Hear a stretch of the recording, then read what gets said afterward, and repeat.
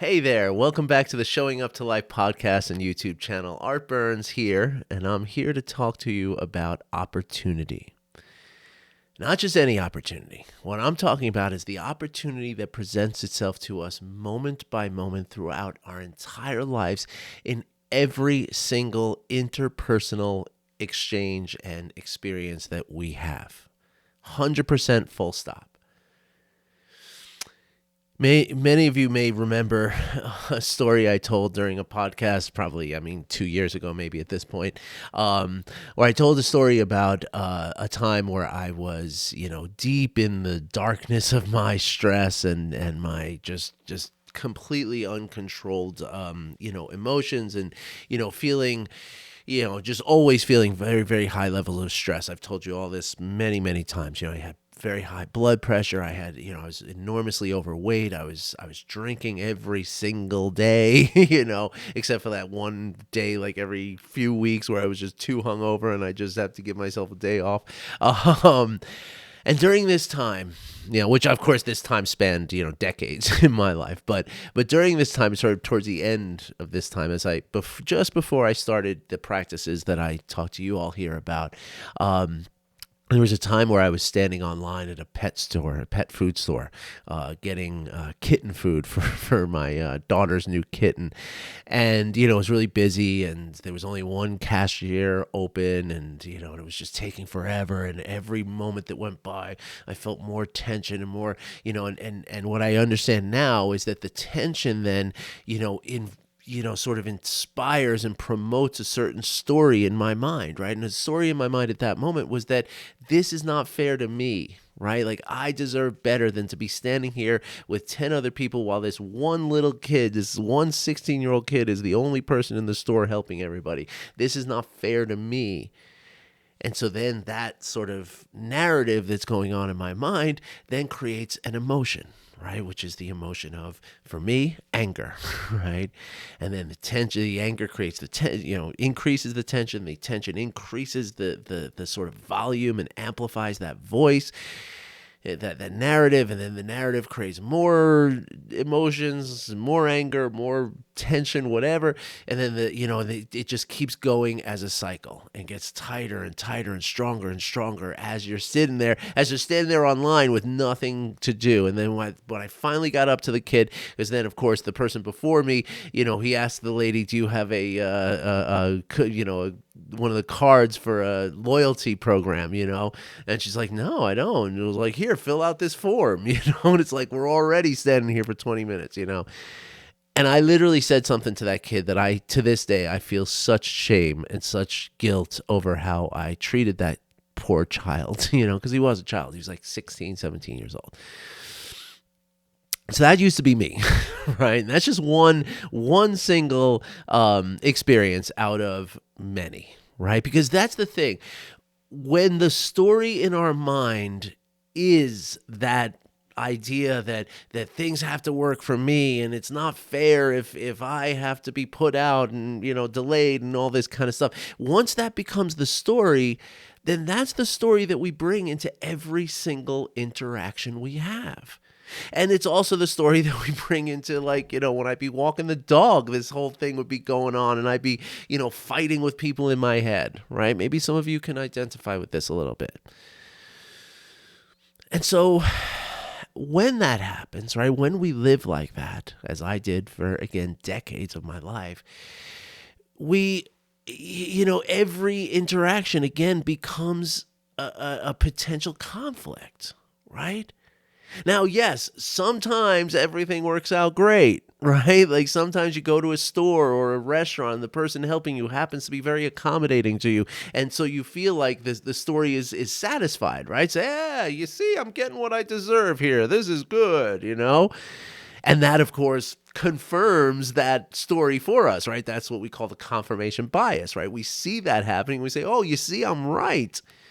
But we don't see how it happens 10 other times today that cause just nothing but stress and misery, like the kid in the pet store who I called something that I won't even repeat it now. Okay, you can go look at the at the previous episode. All right. Just search up pet store and I'm sure you'll find it. And if you can't find it, email me. I'll send you the link. Okay, I'll find it for you. Um, but the thing is, though, that becomes the sort of self-propelling, thing that goes on that we again bring into every single interpersonal experience that we have. Now, again, at the time, this is very important to understand, is that there's that story in our mind has a way of categorizing people that we're dealing with, right? So for instance, at that time, I was also running a very successful food business, like a walk-in food business, a little bagel cafe with, we only had like 8 tables. So most of it was just people walking in, spending 5 minutes and then walking back out with their food, and I was great at that. I mean, everybody thought I was the most amazing, food guy in town. They all loved me. I give high fives to all the little kids. I talk to people. People said all the time, he treats his customers like family. That's why we go there. I mean, my food was awesome too, but that's the thing, right? It's not that I was just a mean person. It's not that I was just always, insulting people just as a matter of a personality, right? It was something that was situational, episodic, if you will, right? So when I went to a place where I was the patron and the customer, I expected the kind of treatment that I would give everyone else when I was the service person, right? Now, I will tell you that it was not always authentic, right? I was playing a role, right? And it's not to say that it was inauthentic either. I mean, it definitely came from a place of caring and desire to be, to make people happy. Like that was real, right? But I would be dishonest if I said that there weren't people who came through my door that I really didn't like, that were annoying, that gave me a difficulty in my stress, right? But I managed to put on that face because, that's how I was feeding my family, right?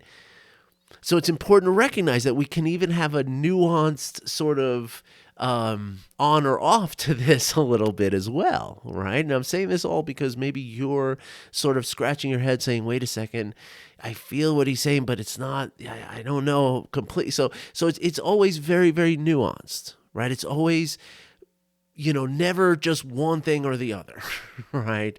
And that's life. That's everything. And this is one of the things that mindfulness practices teach us, right? That as John Kabat-Zinn says, that life is the curriculum, right? When we learn the practices of mindfulness and we cultivate the skill and the capability of open awareness, we start to see that life is never on or off, one or the other. It's not digital, as I said the other day in the podcast. It's analogic. It's spectral. Everything is, right? So I'm telling you that, I'm reminding you that now because I don't want you to think, I'm not that way because I'm nice some of the times. It's just certain people that I get annoyed with, right? Well, that's the thing. It's never one or the other, right? But here's the beautiful thing that I want you to know.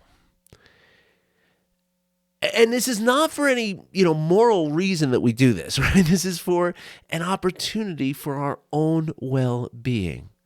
Okay. Now, I'm jumping the gun. I'm burying the lead here. Let me explain what I'm talking about. Okay. Let's back up a little bit. Every moment, and as social creatures, right? And I don't mean social just in the sense of like going out and hanging out with your friends and stuff like that and going out to the bar and the baseball games and stuff like that. Yes, we are social that way, or that is part of our social nature, right? When I say we're social creatures, right, there, as I've mentioned here in the podcast, I think I did this the other day, there's been studies done with primates, monkeys, that show that if a monkey is not held as a baby, right, the monkey will expire. He will die. He or she will die.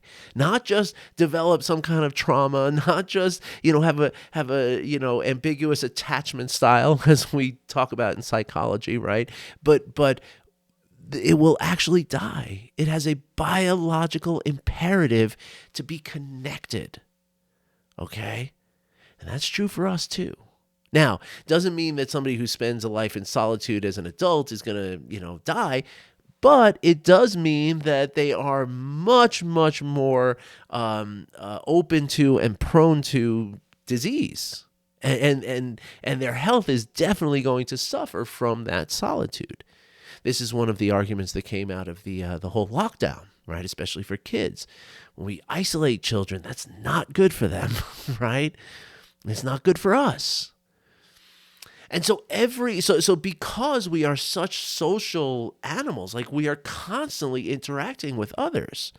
Even if you live a relatively solitary life, there is still some, interaction. Now, of course, there are outliers, right? Yes, there are people who live in a little shack somewhere deep in the woods and they never see other people. Yeah, they become the Unabomber and stuff like that too, right? But that is true, that there are certain people, and I'm sure there's certain people who survive that way and can live a relatively healthy life. I say relatively because they're not going to be as healthy as somebody who has, strong connections and strong, social intermingling with other mammals, right? And I mean mammals, right? Because even people who they always say that if people who have high blood pressure, for instance, elderly people especially, get a cat, get a dog. Because that connection, it's not, yes, it is true that you're going to be more active with an animal because you got to take care of the animal, especially dog. You got to take it out for walks and stuff like that. But that's not the key, right? The key is that we're finding a connection, a mammalian connection to this other being, and our body, our nervous system, our vagus nerve, it all responds to that connection. And that's a big deal. It's a really, really big deal. I mean, the science is unambiguous about this. And so as we're walking through our lives moment by moment, and we're, going and buying bread, and we're going and, getting our car fixed, and we're going and getting, our new shoes, and taking our kids to school, and doing all the things that we do, and we're interacting with people, and all of these different experiences that we're having all the time, each one of these experiences, each one of these interactions is an opportunity. And it's not an opportunity, I don't mean an opportunity in the sense that, you can make friends, which is, it is that too, right? I mean, you never know who you're going to, vibe with and resonate with, Like I'm finding friends on this hockey team that I play with that I would never have, I would have said I would never even talk to that person. But now I'm finding that, wow, we have a lot in common. And there's a really great, sort of, simpatico here. And it's beautiful, right? But that's not what I'm talking about, right? What I'm talking about is the way that my nervous system and my entire body, every cell in my body, responds to this connection. And every single interaction we have is an opportunity to cultivate this connection and to bring a sense of well-being to every aspect of ourselves.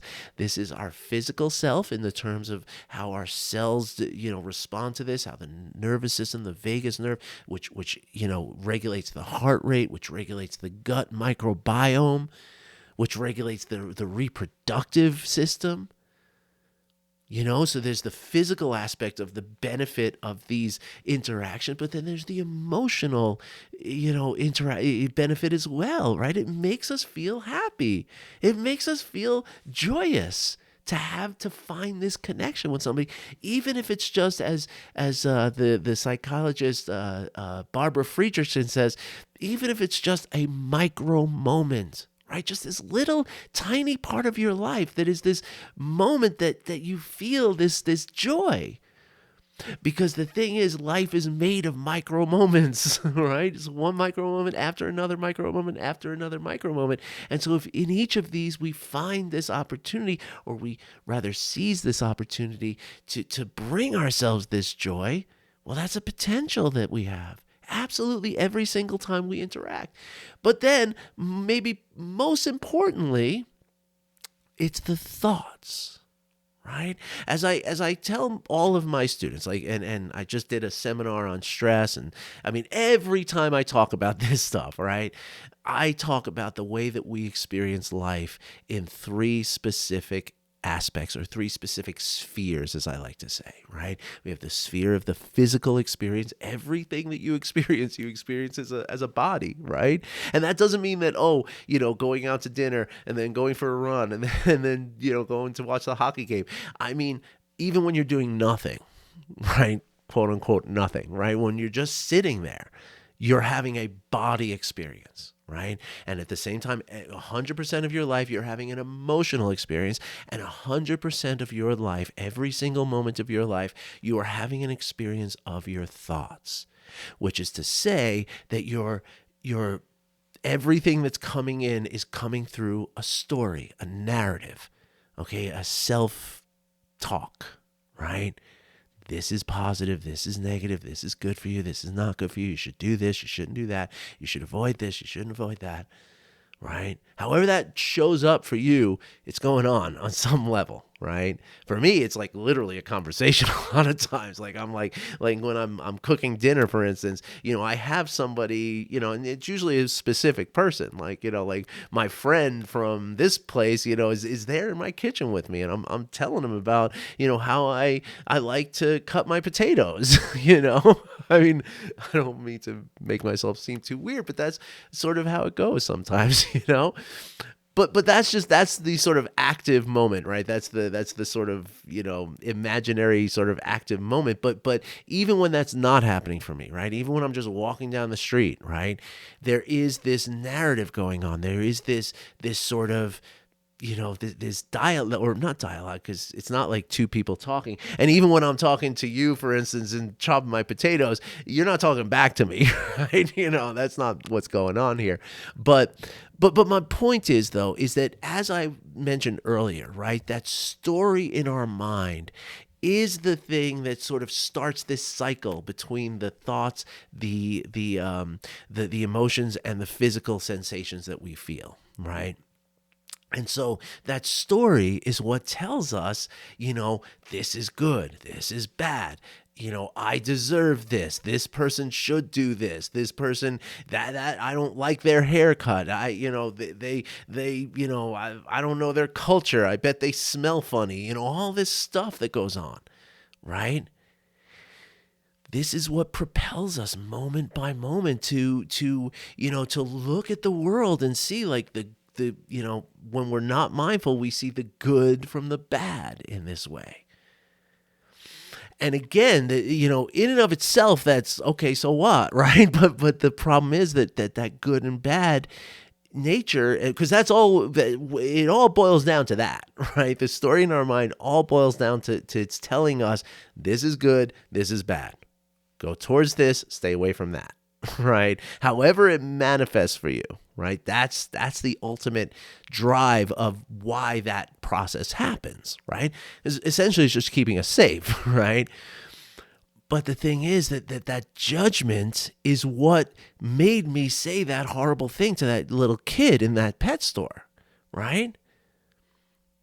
And so when we can reframe that judgment and we can look at every interaction we have as an opportunity to practice kindness and practice connection, or practice connection through kindness is really the way to look at it.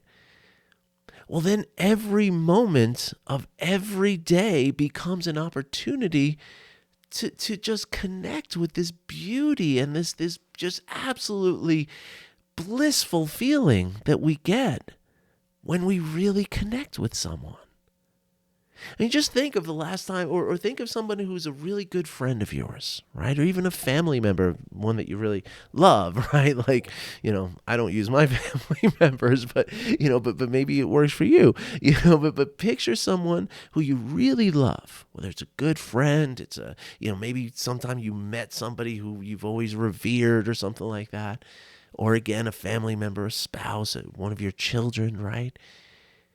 Just think of when you, let's say it's a close friend who you haven't seen in a really long time, right? and you sit down and you have a cup of coffee, and next thing you know, you've been talking for like 2.5 hours and the time's just flown by. How do you feel in that moment? Just reflect just for a second right now. It's blissful. It's joyous. There's hormones rushing through your body and neurotransmitters that are just making you feel just so, oh, I love this. I love life. This is wonderful.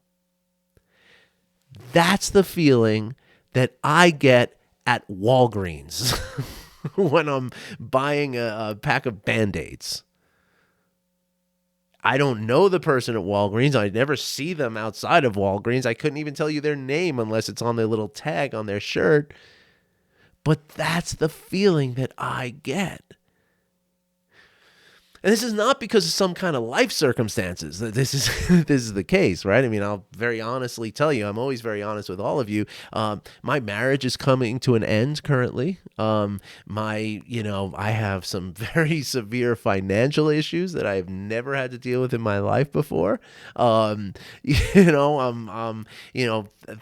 because of knocking wood here, thankfully because of my the way that I've controlled my stress, my physical, sensations are pretty good now, right? I'm healthy now, healthier now than I have been in many, many years.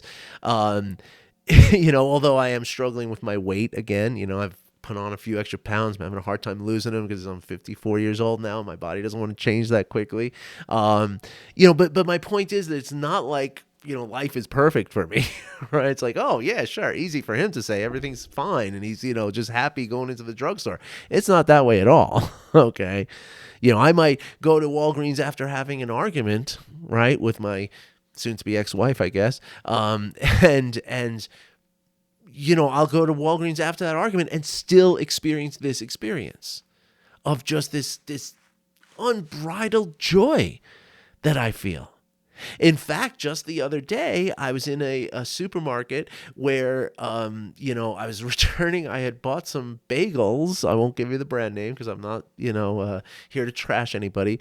But there was mold on these bagels, and I'd already eaten a few of them before I realized there was mold. And I was quite annoyed. I was quite peeved by this. I was quite, triggered even. Like you people sold me something that's not okay, right? But however, even in that moment of finding this, I looked at the tag and I said, the tag is the 23rd of the month. It hasn't happened yet. So the store had no way of knowing that this bread was moldy, right? So it's not the store that I have a gripe with, right? Which again, that's a huge, because 10 years ago, I would have marched in there just cursing at somebody, right? Literally just cursing at them, right? And wanting them to grovel before me. Right? Because how dare you sell me this poison, right? And I went into the store and I went over to the customer service desk and there was nobody there. 5:00 in the afternoon, nobody at the customer service desk, right? So I waited for a few minutes and I walked over to a cashier and I was like, is there somebody over there? Because I got this moldy bread. Like, I'm kind of pissed off here, And the guy's like, oh, let me page them for you. Waited another 5 minutes, and all this time, again, 10 years ago, I would have been ready to throw something through a window at this point, right? But the woman came and she gave me a really hard time about returning it, right? She was like, you don't have a receipt. I don't know. I'll give you a store credit. I'll give you like one of these plastic cards. I was like, I don't want a plastic card. I want $6 that I paid for this pack of bagels, which is really expensive, by the way. And I don't want a hassle. And she was like, well, I'm just doing my job. So now again, 10 years ago, that would have been a moment where I just ripped into her, right? Like, I mean, you know what I called that kid. I would have done the same to her, right? And instead, what I said was, I don't want that. Thank you. And I turned around and I walked out of the store. And I hit the gas getting out of the parking lot, all mad. And, but then like 30 seconds later, I realized that, wait a second, there's another one of these supermarkets, a few blocks away. Let me just go try to return it there. And I went and there was somebody standing at the customer service desk. And even though I didn't buy the bagels there, it's the same store. I know it doesn't really matter. And they gave me $6. They go, yeah, you got the card you used, just put it in the machine. There you go. Okay, have a great day. Anything else I can help you with? Right? So I was able to manage this regulation. And here I am conflating two things here, because this is not really what I initially started to talk about. But this is important, though, because, that trigger that happened, that sort of temperature doesn't get so high anymore. Because in every other experience that I have, it is this just joyous, this moment of just exquisite pleasure to interact with another human being. I said something on Facebook the other day. Somebody posted something about finding something beautiful in the world. Like just every moment, just try to find something beautiful about the world as you're going through your day, moment by moment, right? And I replied to this woman's post about this. I said, this is the feeling that I have when I look at every human face, or I see this beauty in every human face. Even the woman who gave me a hard time, even the guy who I can see is angry and mean, and even the people who I can see are they're rotten inside. Not to say that they're rotten people, but they've just been starved of love so much that they're empty, and they're just nothing but anger and resentment. You can see that on people's faces. But even those faces, I find an exquisite and amazing beauty. Now, again, this isn't because of drugs. It's not because of some kind of life circumstance. It's not because of something that's happening that's different. In fact, again, I think if we were to compare every stage of my life, this stage is the most difficult I've ever experienced. And yet, it's the most beauty that I see in every single moment. And again, I'm not talking about, oh man, that's a beautiful person there. Like, I should go ask her out for a drink or something. I'm talking about just human beauty, the kind of beauty that you feel in your soul, right? You feel it. I mean, let's not go into the soul, but you feel it in every cell of your body, right?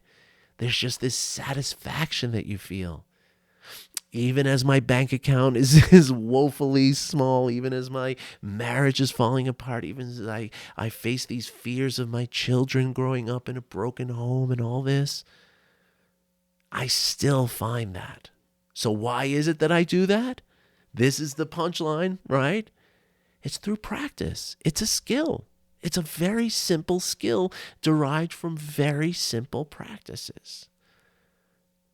And if you want the practice, let me know, because I can send you a PDF document in 2 seconds that will, if you do what this PDF document says every single day for like a few weeks, you're going to start feeling what I'm feeling. And it is effing amazing, y'all. It's amazing. So basically all I'm doing, and this is just how it started, there's a couple of different practices. One is when you're just anywhere you are, right? And you want to be systematic about this kind of thing, right? You want to set a timer to go off, or you want to, like, sometimes when I've worked with students, right? It's like after every single class, you're going to do this, right? For just 30 seconds, right? And what you do, or actually this practice is even only 10 seconds, right? For 10 seconds after every class, as you're walking through the hallways, just look around you, and the 5 or 6 people you can see in 10 seconds, just in your mind say, I wish you well. I wish you well. Just think about what that means. What that means is that no matter what's going on between us, within you, within me, I hope that you are okay. I hope that life is happy and healthy. I hope that you are not suffering right now. Because again, as you practice mindfulness, you realize that, just because, your suffering does not make me happy, and your happiness does not make me suffer. But that sometimes is the story that goes on, right?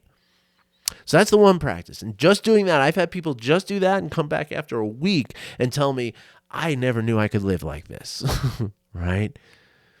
And then there's another sort of more formal practice that we can do, or maybe more of a meditation practice, where we close our eyes and we picture people from our lives. And really the way you want to do it is think of positive, neutral, negative.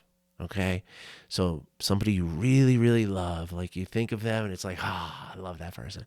And then it's a neutral person, some cashier at a grocery store that you see all the time. You don't know her name, right? The lady at Walgreens, I don't know her name, but she's a human being, right? And she also has, an experience of the body, the emotions, the thoughts. And sometimes that story in her mind is causing her to feel stress, right? And then somebody who you've had some conflict with. But now here's the thing, and very, very important, when you're working with this so-called negative person, it's never someone who's done you great harm, right? It's not somebody who's abused you. It's not somebody who you can't get out of your head, right? Not in the beginning. Later on, yes, that is the person. Most people come back to me after a few weeks and say, I don't have anybody else for that third person. There's nobody I see as negative anymore. And I'm like, that means the practice is working. Right? So you want to start with someone who, like the lady at the store, right? Who gave me a hard time, but it was over in 10 minutes, right? 10 minutes later, I was feeling great again, right? So I could use her. And basically all you're going to do is you close your eyes and you just say, may you be well, may you be happy, may you be free from suffering. And you do that for each of the people one at a time. So you picture the positive person, really sort of picture them and feel your body as you're sitting there, like as if they're sitting in front of you. Say, may you be well. May you be free from suffering. May you be happy.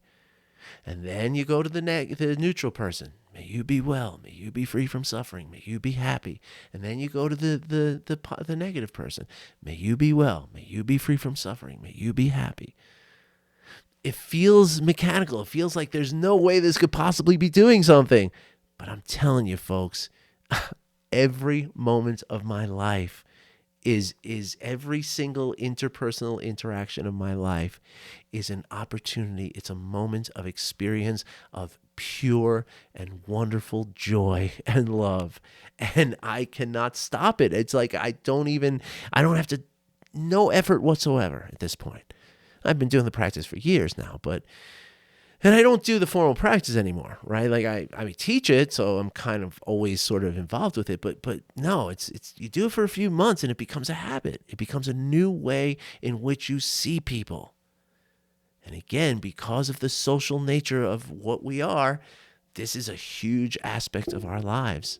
And as we do this, everything starts to change. All right?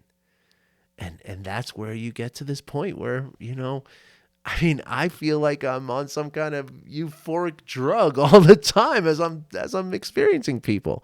Again, even as my bank account, even as I'm at the store, literally with a calculator, like I can't, I only have $18 to buy groceries right now, that's literally what it is right now. But yet at the same time, it is this just limitless joy. Limitless. It's wild, folks. It's really wild. If you have any questions about this or you want to learn more about these practices, hit me up. I'm here for you, okay? I got you, folks. I got you, fam, as my kids say. All right, fam.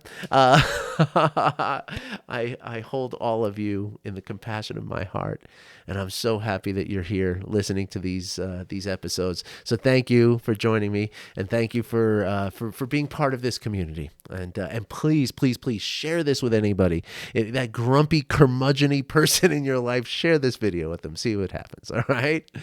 And I'm not promising any miracles, but you never know. All right, everybody. Wish you well. I'll be back soon. Take care.